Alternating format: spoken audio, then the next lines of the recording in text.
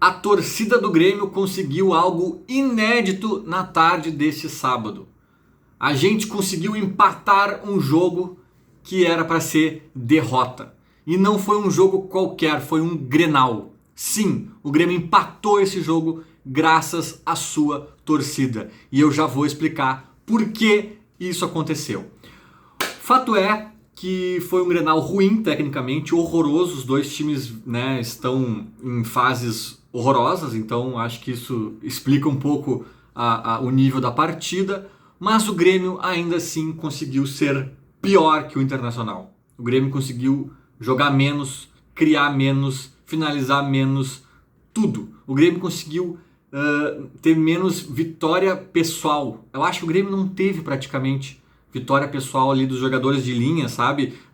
Tentar driblar, tentar desarmar, tanto defensiva quanto ofensiva. Cara, quase toda jogada, 1 contra 1, os caras do Inter dividiam a bola e saíam com ela, driblavam e saíam com ela, desarmavam. Os caras do Grêmio pareciam... Às vezes, tinha momentos que parecia a quinta série contra a oitava, sabe?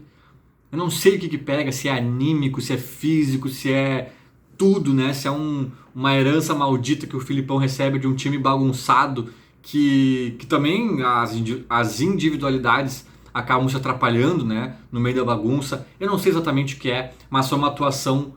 Não foi ruim, ela foi assustadora do Grêmio.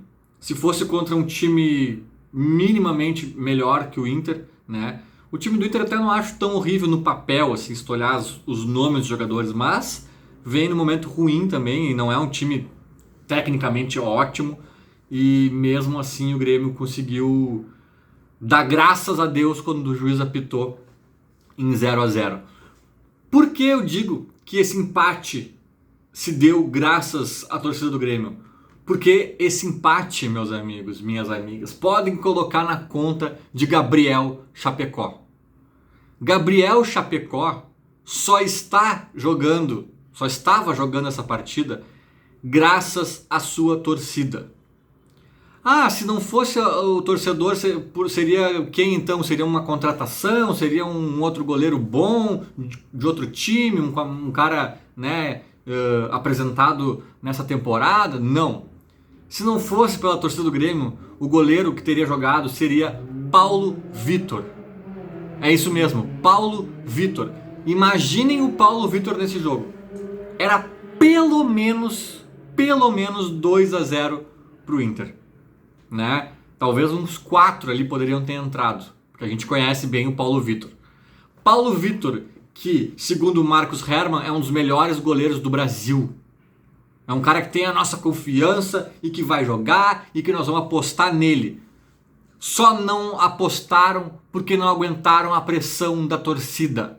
A torcida, os chatos da rede social, os corneteiros, os não sei o que, mimimé, o torcedor comum, como também disse Marcos Herrmann, né? Esse torcedor comum garantiu 1 ponto hoje.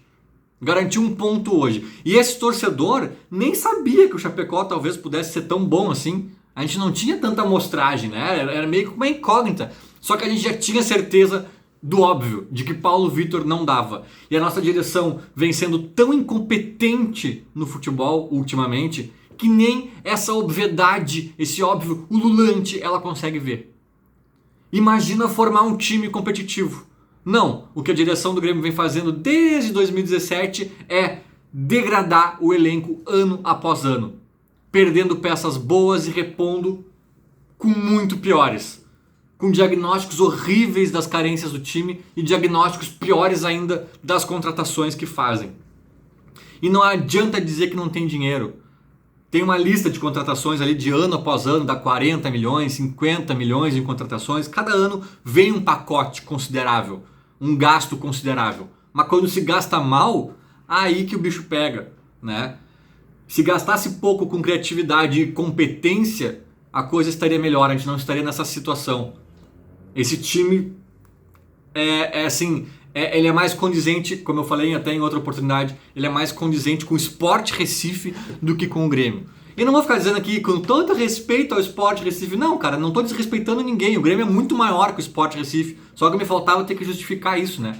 Talvez para a direção do Grêmio eles não tenham entendido isso, né? Talvez eles achem que O Diego Souza é o nosso melhor centroavante do Brasil e, meu Deus do céu, com 100 quilos, 36 anos, né?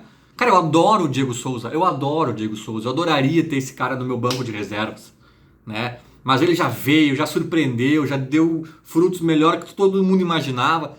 Cara, esquece, deu, chega. O cara não tem fôlego, não tem peso. É um absurdo um titular de um clube de tamanho do Grêmio com aquele porte físico, sabe?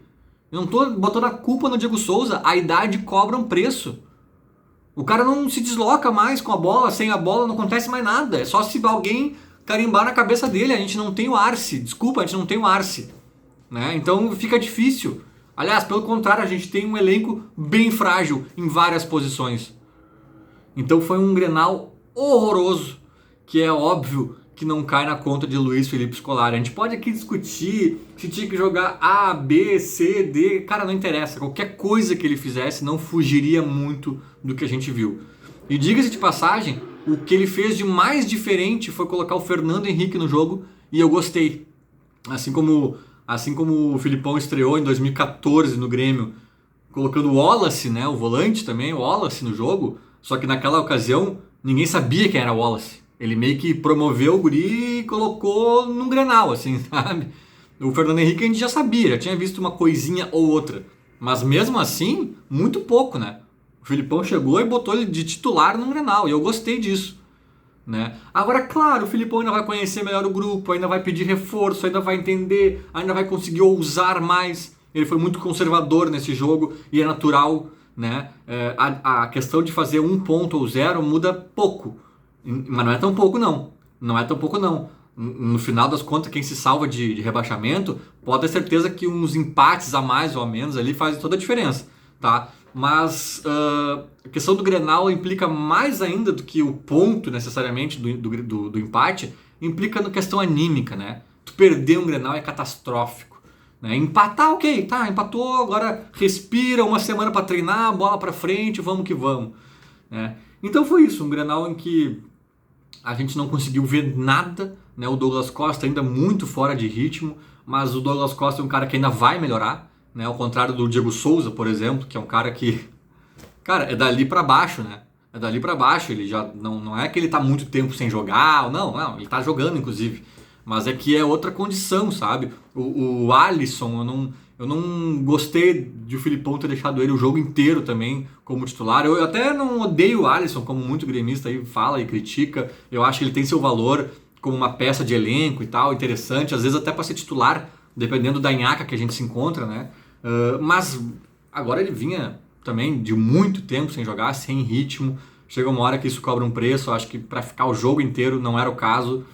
Mas acontece, é uma coisinha aqui ou ali que o Filipão vai decidir, vai entender, vai mudar, vai testar, e aos poucos com o andar da carruagem as abóboras vão se ajeitando, né? Agora, pro Grenal, no Grenal especificamente, o que a gente viu foi um legado, né? Um legado da bagunça deixada por Thiago Nunes, um técnico que não fez nada em 2 meses e meio de trabalho, não apresentou nada, não construiu nada, foi medroso para mudar os erros que vinham acontecendo anteriormente, continuou naquela mesma linhazinha, não conseguiu olhar 1 centímetro para um lado ou para o outro, e o Grêmio ficou sem nada, muita pranchetinha e pouca prática, entendeu? E também um legado das gestões, né, do Grêmio, da diretoria do Grêmio, que não é de hoje, mas hoje, inclusive, que vem errando miseravelmente na montagem do time. E é legal que eu falo isso, quem tem aí minhas redes sociais, Instagram, Twitter, quem me acompanha sabe que eu falo disso há muito tempo. Eu falo isso de tempos em que a gente esculachava o Inter no Grenal, ganhava um monte de coisa não, porque ganhar mesmo faz tempo que a gente não ganha, mas ganhava muitos jogos e fazia boas campanhas, chegava em final, e eu já falava, ano após ano degradando o elenco, é uma deterioração do plantel do Grêmio, são avaliações de futebol muito equivocadas.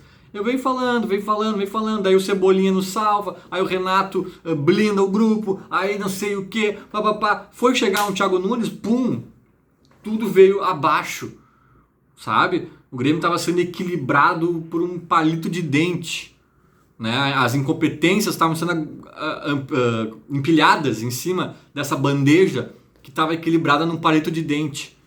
Era muita contratação ruim. Eu falei em outro vídeo, eu vi uma imagem esse dia, quase chorei, na mesma imagem de um jogo, assim, tava Pedro Rocha, Cebolinha, Luan na época que tava voando, cara, tinha uns 5, o Arthur, tinha uns 4, 5 caras ali, meio time quase de seleção brasileira, que na época poderiam ser seleção brasileira tranquilamente, sabe? Tudo fruto da base, tudo fruto de uma sorte, né? Uma sorte. A gente teve muita sorte em 16, em 17, são muitos episódios e a direção não entendeu porque ganhou.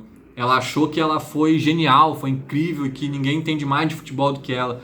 E eu acho que até hoje ela pensa assim, a ponto de o Hermann ter a coragem de dizer pro torcedor comum que, ele falou também esses dias que o torcedor só sabe ver vitória, né? Se não ganhou, pra ele tá ruim. Mas ele achou ótimo lá o segundo tempo do Grêmio na última derrota, né? Nossa, foi um jogo incrível do Grêmio. Eu quero que continue assim contra o Palmeiras. Ele acha que o torcedor é burro, é um torcedor comum que não sabe ver o jogo, só sabe ver se ganhou ou perdeu, né? Não sabe ver desempenho. E ele acha que o Paulo Vitor é um dos melhores goleiros do Brasil. O terceiro melhor goleiro do Brasil, né? Para ser mais exato, apenas atrás do Everton e do Santos, segundo o Marcos Hermann. Então, não é à toa, meus amigos e minhas amigas, não é à toa que estamos onde estamos.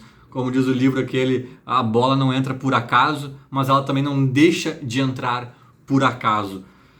Enfim, vamos que vamos, dos males o menor, né? Se escapemos, essa é a verdade. Chapecó, gigante, gigante. Vamos ficar de olho nesse guri na ausência do Breno. É um cara que, se mantiver minimamente atuações minimamente semelhantes, olha, vai ter peleia pela titularidade ali do gol tricolor. Mas o que ficou evidente é que Luiz Felipe Scolari terá muito trabalho pela frente. Vamos acompanhar. Feito, falou, abraço.